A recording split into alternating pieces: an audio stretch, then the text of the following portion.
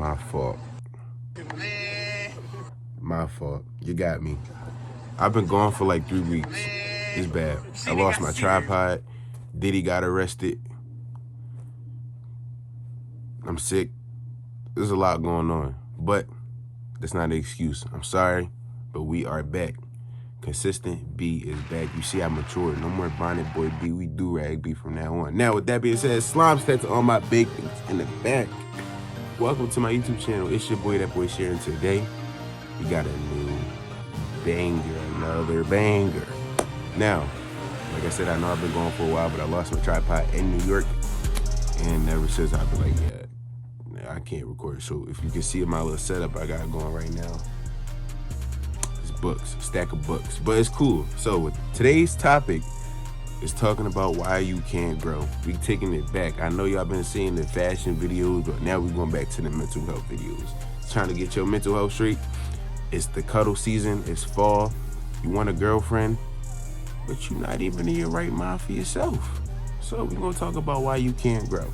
Now, I got 4 topics I want to touch on. It's gonna be a little short video. I know I always say that, and they wind up being a little bit longer than usual, but not today. We're gonna have a little quick 15-10 minute video on just a few things on why you just can't become or start to become the version of your best self, the best version of yourself. So with the first topic I want to talk about, self-healing. Boom. I can end it right there. I can end the whole video right there. When self-healing is the first step and the only step for real, to really get to where you need to get in terms of being your best self. My fault, I was having some technical difficulties, but in the terms of self-healing, you have to admit that you're wrong, all right? Now, I know I've probably said this before, because I talk a lot about my personal topics and stuff, but let me fix the lighting.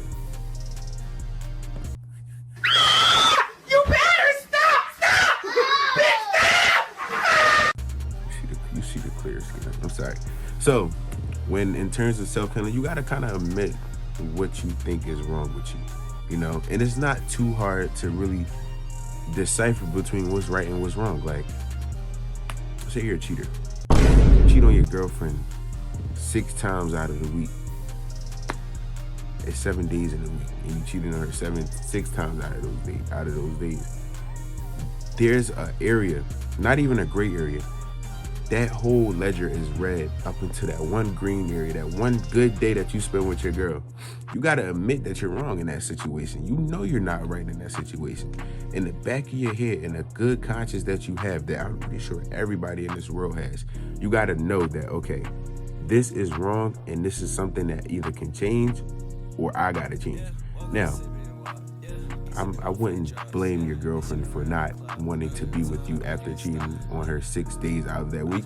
But that's where you can step up. And if you really want to make a change to yourself, you're going to tell her that what you did during those 6 days or whatever, and you're going to let her go and you're going to work on yourself. Now, that is a really extreme a really extreme example, but it can be simple as, I don't know, not getting in the shower or something that you know is not correct, morally correct. And it does vary sometimes because, you know, people are subject to making certain decisions that, you know, that can change the trajectory of a lot of things, but that's still no excuse for you doing morally wrong things that you know you shouldn't be doing. You know what I'm saying? And it's looking deeper than the surface level. Like, you may always think that you're right. I know a few people who always think that they're right. I'm one of those people who always think that they're right.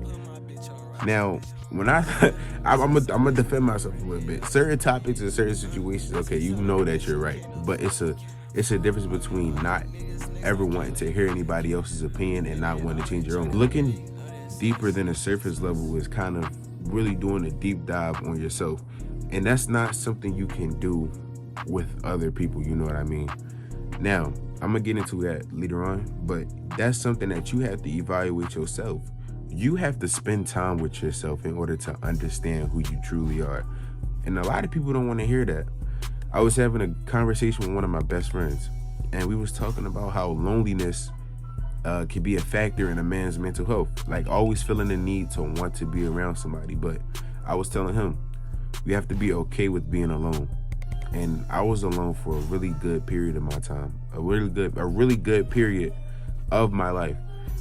Well, recently, let's say, because I ain't always had this type of mindset. So I was alone for a really long while, and I came to that conclusion that, okay, you have to be by yourself in order to understand yourself, and you got to try not to cut corners when it comes to this too.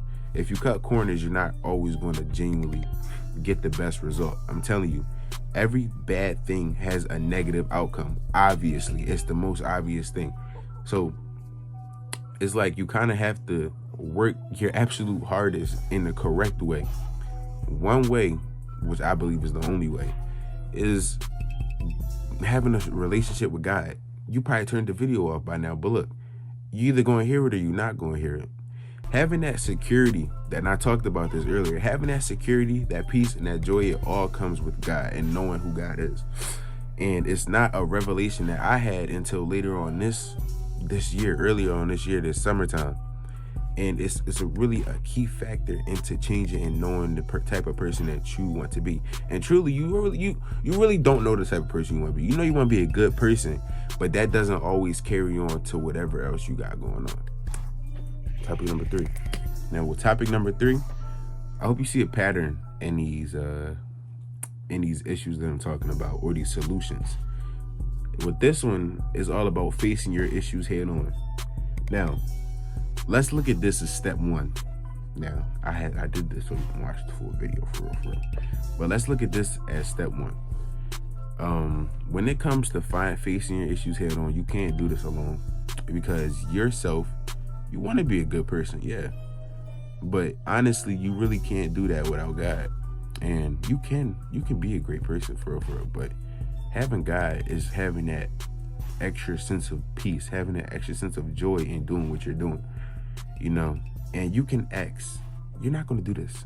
But if you were to ask almost anybody that I know, people are going to tell you that I'm not the same person that I was maybe 2 years ago. Not even maybe 2 years ago. I was 2 years ago.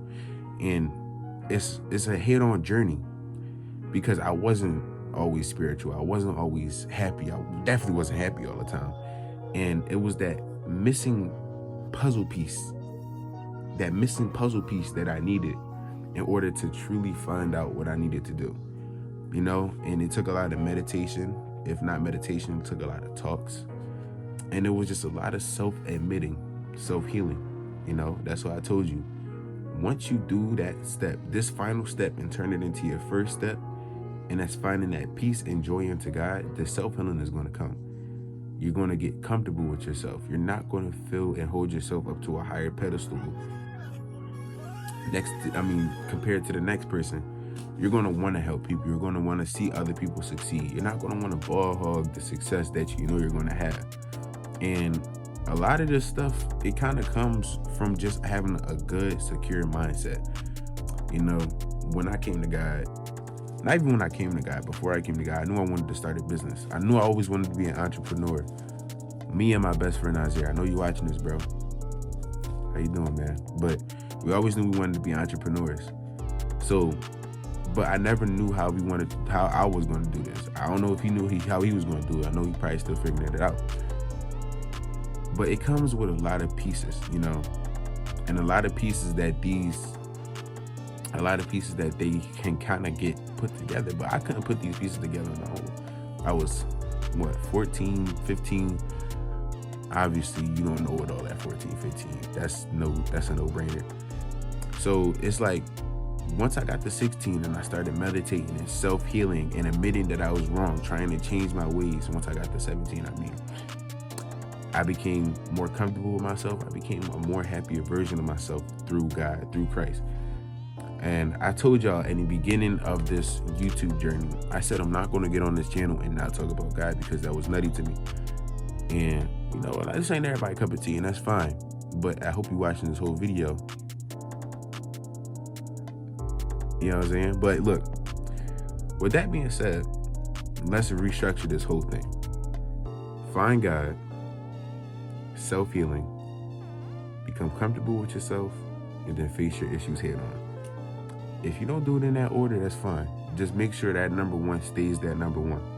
So, with that being said, if this video did help you, make sure to leave a like, a comment, and subscribe for your boy. You know I love you.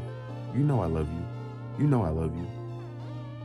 So, that being said, slime stat to all my big niggas in the back. Have a good day. I love you. Stay shining. Peace and joy. Never do. I'ma crash it. I ain't gon' fuck that hoe, she got ass, bitch. I'm a stunner, I'm a suck on that cash, bitch. Smoking on that green, smoking on K, bitch. When I fuck the team, shawty can have it. I done pop the bean, I'm like, what happened? Bitch, in my bed, I know you hear the clapping. I caught that body, I pull up a dragon. This what happen when you get caught a cabin.